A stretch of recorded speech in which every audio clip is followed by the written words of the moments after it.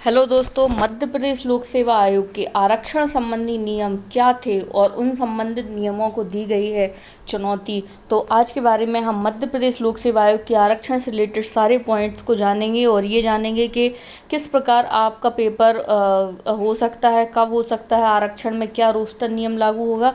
तो चलिए हम देखते हैं पूरी न्यूज़ को। सबसे पहले दोस्तों, क्या है, हाई कोर्ट ने दी डाटा पेश करने की मोहलत। हाई कोर्ट ने दी डाटा पेश करने की मोहलत। तो दोस्तों, ये जो है न्यूज़पेपर की ही हम आपको हमेशा न्यूज़ देते हैं ताकि आपको ये रहे कि ये चैनल आपको सिर्फ और सिर्फ ऑथेंटिक न्यूज़ देता है। तो दोस्तों, इसमें क्या है कि मध्य प्रदेश राज्य परीक्षा नियम 2015 में दिए गए संशोधन को चुनौती देते हुए हाई कोर्ट ने लगभग 4 दर्जन याचिकाएं पेश करके पीएससी परीक्षा 2019-20 को निरस्त करने की राहत चाही गई थी। याचिका पर मंगलवार को हुई सुनवाई के दौरान सरकार की ओर से अनारक्षित श्रेणी में आरक्षित श्रेणी के छात्रों के चयन संबंधित डाटा प्रस्तुत करने के लिए समय मांगा गया। चीफ जस्टिस मोहम्मद रफीक व जस्टिस विजय कुमार शुक्ला की युगल पीठ ने सरकार के आग्रह को स्वीकार करते हुए अगली सुनवाई 23 सितंबर तय की है। याचिकाकर्ता किशोरी चौधरी एवं अन्य की ओर से मध्य प्रदेश राज्य नियम 2015 में 17 फरवरी 2020 को किए गए संशोधन की संवैधानिकता को चुनौती देते हुए पीएससी परीक्षा 2019 को निरस्त करने की राहत चाही गई थी। इन याचिकाओं के अनुसार संशोधित नियम आरक्षित वर्ग के प्रतिभावान अभ्यर्थियों को अनारक्षित वर्ग में चयन से रोकता है, जो इंदिरा साहनी के निर्णय से असंगत है तथा भारतीय संविधान के अनुच्छेद 14, अनुच्छेद 15, अनुच्छेद 16 तथा अनुच्छेद 21 का उल्लंघन करते हुए कम्युनल आरक्षण लागू करता है। अब देखिए, हम देखते हैं, ये बनाया गया था नियम जिसमें कि अनारक्षित वर्ग में सिर्फ अनारक्षित अभ्यर्थियों को ही रखा गया, जबकि पुराने नियमों के अनुसार अनारक्षित वर्ग में आरक्षित एवं अनारक्षित के छात्रों का चयन किया जाता था, जबकि इसमें सिर्फ अनारक्षित अभ्यर्थियों को ही रखा गया अनारक्षित वर्ग में।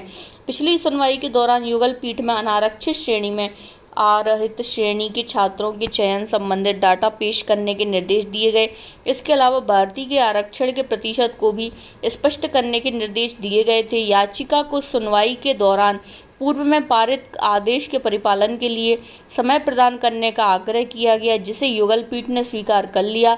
याचिकाकर्ताओं की ओर से वरिष्ठ अधिवक्ता विवेक कृष्ण तनखा एवं वरिष्ठ अधिवक्ता इंदिरा जयसेन तथा रामेश्वर ठाकुर ने पक्ष लिया।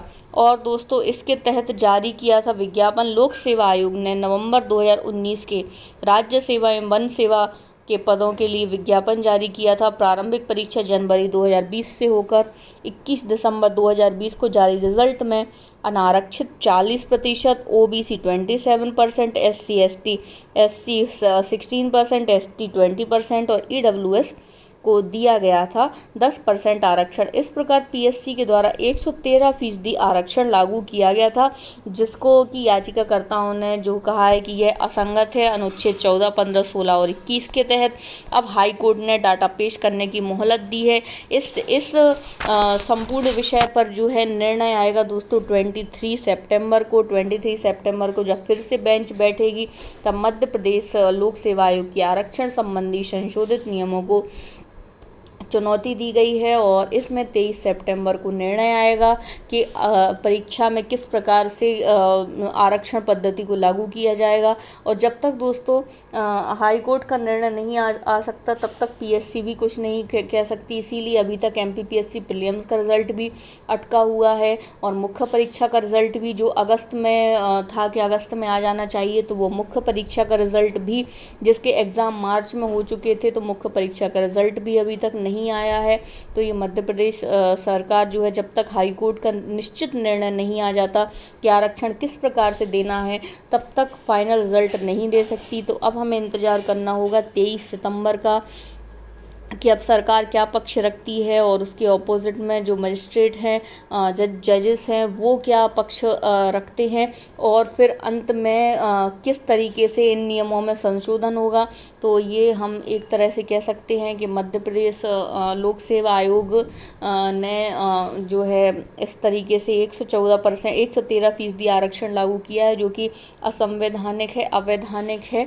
और जब ये तो प्रावधान ही नहीं है कि इसके तहत जो है 113% आरक्षण लागू हो, तो जब ये संपूर्ण निर्णय होगा तभी आपके परीक्षा के हालात कुछ आगे बढ़ सकते हैं।